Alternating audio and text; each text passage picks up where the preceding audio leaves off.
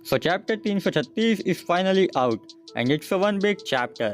मतलब सच में इसमें पेजेस ज़्यादा नहीं है, बस कॉन्टेक्स्ट ज़्यादा है। हमें इसमें टाइम स्किप में क्या हुआ उसके बारे में थोड़ा पता चला और साथ ही में हमें दोबारा से एडम लैक देखने को मिला और लूशियस भी इस चैप्टर में था और कैप्टन भी। और लूशियस के पैलाडीन्स में हमें 3 न्यू मेंबर्स भी दिखे और फाइनली ये कंफर्मेशन मिली कि आफ्ता अभी जिंदा है। और हाँ, चैप्टर में यूनो भी है, तो काफ़ी कुछ है चैप्टर में हाइप क्रिएट करने के लिए। पर सबसे ज़्यादा हाइप क्रिएट करता है चैप्टर का लास्ट पेज।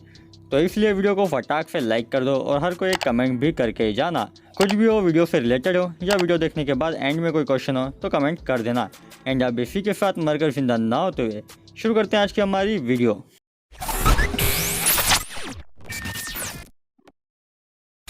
तो चैप्टर की स्टार्टिंग क्लोवर किंगडम से होती है, जहाँ सिटीजन्स को लगता है कि विजार्ड किंग यानी कि जूलियस असल में ईविल है, बुरा है और सब कुछ इसने ही किया है। एंड ऑफ कोर्स ये लोग जूलियस को ब्लेम करेंगे बिकॉज उन्हें ये नहीं पता कि लूशियस और जूलियस अलग हैं। लूशियस नाम का कोई एग्जिस्ट भी करता है। इन्हें वैसे शायद ये खबर कैप्टन से मिली होगी, या ये भी हो सकता है कि जब चैप्टर 334 में आफ्ता वर्सेस लूशियस हुई थी तो उसमें दोनों ही फाइट करते वक्त सिटीजन्स के पास पहुंच गए थे, जहां आफ्ता ने लोगों की हेल्प की थी। स्टिल इन्होंने आफ्ता को ब्लेम नहीं किया, मीन्स कैप्टन ने भी इन्हें बताया होगा। इसके बाद हम यूनो को देखते हैं जो क्लोवर किंगडम पहुंचता है और उसे आफ्ता की खबर मिलती है। प्रोबेबली यूनो को ये विलियम ने बताया होगा बिकॉज विलियम का फेस जो है वो यूनो की तरफ है। ऐसा तभी होता है जब हम किसी से बात करते हैं। खैर हम देखते हैं नोएले, मिमोसा और नेरो बाकी कैप्टन्स को और यूनो को इन्फॉर्मेशन देती है। जितना उन्होंने देखा वो सब बताती हैं, लाइक सिस्टर लिली का पालाडिन बनना, जूलियस का लूशियस होना और सॉल मैजिक होना एंड डेविल्स का कंट्रोल अपने हाथ में लेना।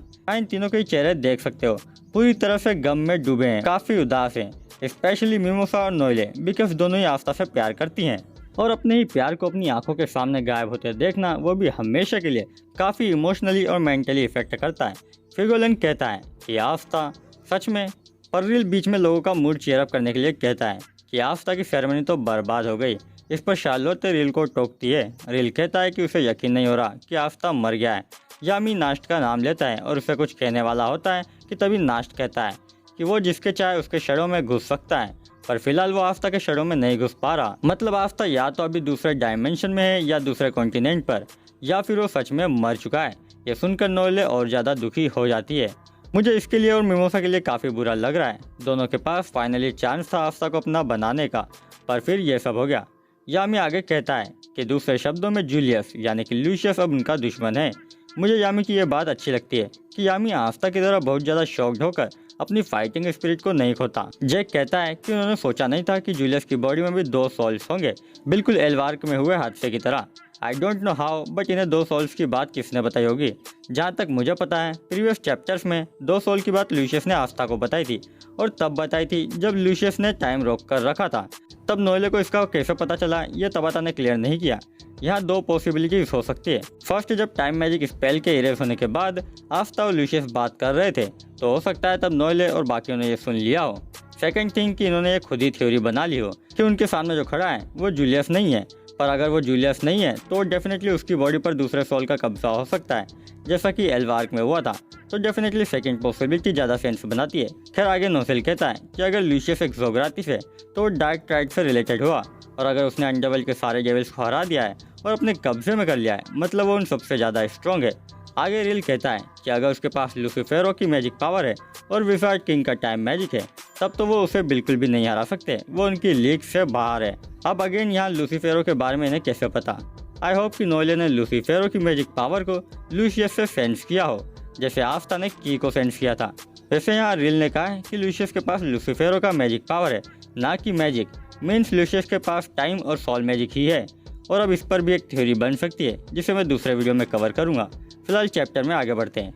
फ्रिगोलिन रिल की बातों से एग्री करते हुए कहता है कि रिल सही कह रहा है, लूशियस के पास एक स्ट्रॉन्ग बॉडी है प्लस टाइम मैजिक है, वो नियरली अनडिफिटेबल है। जूनो कहता है कि जब वो डिमोनिक एक्टिविटीज़ की इन्वेस्टिगेशन करने गया था तो उसने एक सुप्रीम डेविल को देखा जो एक हाई रैंक डेविल्स के ग्रुप को लीड कर रहा था। हालांकि वो बस एक डाइवर्जन था क्योंकि वो सुप्रीम डेविल वहाँ से भाग गया था बिना लड़े। मीन्स लूशियस कुछ तो बड़ा प्लान कर रहा है और उसके बारे में भी मैं एक डिफरेंट वीडियो में बताऊंगा। फ्रिगोलिन कहता है कि लूशियस का अपना मैजिक ही बहुत ही स्ट्रॉन्ग है। उन्होंने जितना सुना है उसके मुताबिक लूशियस ने हेज विलेज की सिस्टर लिली के सोल को चेंज करके उसमें डेविल का सोल ट्रांसफर कर दिया है। वैसे चैप्टर में काइसर का भी डायलॉग होता है, वो कहता है कि 7 दिन के अंदर वो हम पर हमला करेंगे। बाद में यहाँ तुम देख सकते हो कि यामी कितना ज़्यादा टेंशन में है। आफ्ता की डेथ की बात सुनकर उस पर भी काफ़ी इफेक्ट पड़ा है और उसने कितनी सारी सिगरेट्स पी ली हैं और ऐसा इंसान टेंशन में ही करता है। यामी और आफ्ता का रिलेशन फादर और सन वाला है। आफ्ता के लिए यामी एक फादर फिगर है, वहीं यामी के लिए आफ्ता एक फैमिली मेंबर की तरह है। I love how Yami cares about Aafta. खैर हमें आगे आफ्ता और यूनो का एक फ्लैशबैक देखने को मिलता है जो कि टाइम स्किप के बाद और आफ्ता की सेरेमनी के पहले है। यहाँ यूनो एक ग्रैंड मैजिक नाइट बन चुका है एंड आफ्ता उसे कॉन्ग्रेचुलेट करता है। आफ्ता कहता है कि वो थोड़ा खुश भी है और फ्रस्ट्रेटेड भी है क्योंकि वो हमेशा की तरह यूनो से पीछे रह गया और यूनो आगे निकल गया, पर वो भी हार नहीं मानेगा और यूनो को सरपास करेगा। फ्लैशबैक एंड होता है और हमें यूनो का पॉइंट ऑफ व्यू देखने को मिलता है जहाँ यूनो के मुताबिक आफ्ता उससे हमेशा आगे रहता था। यूनो कहता है कि अगर आफ्ता मर चुका है और अब वापस नहीं आ सकता तो उसे ही आफ्ता को सरपास करना होगा। इसके बाद हमें लूशियस और एड्रामेलिक दिखते हैं जहाँ एड्रामेलिक लूशियस को यूनो के बारे में बताता है। वो कहता है कि उसने सोचा नहीं था कि 1 साल और कुछ महीनों में यूनो इतना स्ट्रॉन्ग हो जाएगा कि वो हाई रैंक डेविल्स के ग्रुप को इंस्टेंटली डिफीट कर देगा। एंड दिस सीन शोज कि टाइम स्किप के दौरान आफ्ता और यूनो ने ही काफ़ी ट्रेनिंग की है और जिस तरह आफ्ता डेविल यूनियन के टाइम को इंक्रीज कर सकता है और एंटी मैजिक को बेटर कंट्रोल कर सकता है, वैसे ही अब यूनो अपने दोनों मैजिक्स को मिक्स करके यूज़ कर सकता है। इस सीन में तुम यूनो को विंड एंड स्टार दोनों मैजिक का यूज़ करके देख सकते हो। एड्रामेलिक की बात सुनकर लूशियस कहता है कि लूशियस ने कई सारे फ्यूचर्स और पॉसिबिलिटीज़ देखी और सिर्फ एक ऐसा सिनेरियो है, एक ऐसा फ्यूचर है जिसमें लूशियस हार सकता है और उसकी वजह यूनो है, एक यूनिक बीइंग जिसके पास एक 4 लीफ क्लोवर और एक स्पेड ग्रिमर है, जिसके पास भी 2 सोल्स हैं, जिसमें एल्फ के लीडर के बेटे का सोल है और जिसे विंड स्पिरिट सिल्फी ने चुना है और जो स्पेड किंगडम का प्रिंस है। इसलिए दुनिया में पीस के लिए लूशियस खुद यूनो को ख़त्म करेगा। वहीं दूसरी ओर यूनो कहता है कि वो लूशियस को हरा कर विफाइड किंग बनेगा। बाद में तुमने अगर इस पैनल में नोटिस किया हो तो लूशियस के राइट साइड में और लेफ्ट साइड में टोटल 4 पलाडिन्स हैं। तो लूशियस के पास ऑलरेडी 4 पलाडिन्स हो चुके हैं। राइट साइड में तुम सिस्टर लिली और डोमांटियो को देख सकते हो। मैंने लास्ट चैप्टर रिव्यू में ही कहा था कि डोमांटियो जिंदा हो सकता है और लूशियस की टीम में हो सकता है। लूशियस के लेफ्ट साइड में 2 कौन है वो रिवील नहीं हुआ, बट जो फर्स्ट पर्सन है उसे ध्यान से देखो तो वो मुझे मॉर्गन जैसा लगता है। हाँ, नास्ट का ट्विन ब्रदर मॉर्गन। अब ऐसा कैसे हो सकता है वो मैं अगले वीडियो में इसे कवर करके बता दूंगा, वरना यही वीडियो बहुत ज़्यादा लंबा हो जाएगा। खैर चैप्टर में आगे हमें आफ्ता देखने को मिलता है जो कि किसी अननोन जगह पर है, बट इट्स कंफर्म कि यह जिंदा है और आफ्ता के सामने एक बंदा खड़ा होता है जिसका चेहरा नहीं दिखा है। तो अब मुझे गेस करना हो तो आफ्ता जरूर land of the rising sun पहुंच चुका है और इस पैनल में उसके कुछ हिंट्स भी हैं। जैसे कि इस पैनल को ध्यान से देखो तो राइट में तुम्हें एक ट्री देखने को मिलेगा जो जापान की याद दिलाता है। इस बंदे के सर के पीछे सूरज चमक रहा है जो एक और हिंट है और मुझे गेस करना हो तो इस बंदे का यामी के साथ कोई कनेक्शन है। इसके बाल को ध्यान से देखो तो तुम्हें ये यामी से मैच होते दिखेंगे। और अभी कुछ टाइम पहले ब्लैक क्लोर का एक कवर आर्ट रिलीज हुआ था जिसमें यामी और नास्ट थे। यामी के पीछे सन था तो नास्ट के पीछे मून और यह बंदा भी सन के सामने है, तो इसकी डेफिनेटली यामी से कनेक्शन होने के चांसेस हैं। एंड शायद से यामी का पिता हो सकता है या फिर यामी का कोई भाई भी हो सकता है, क्योंकि हमें यामी की फुल स्टोरी नहीं पता, तो भाई भी हो सकता है।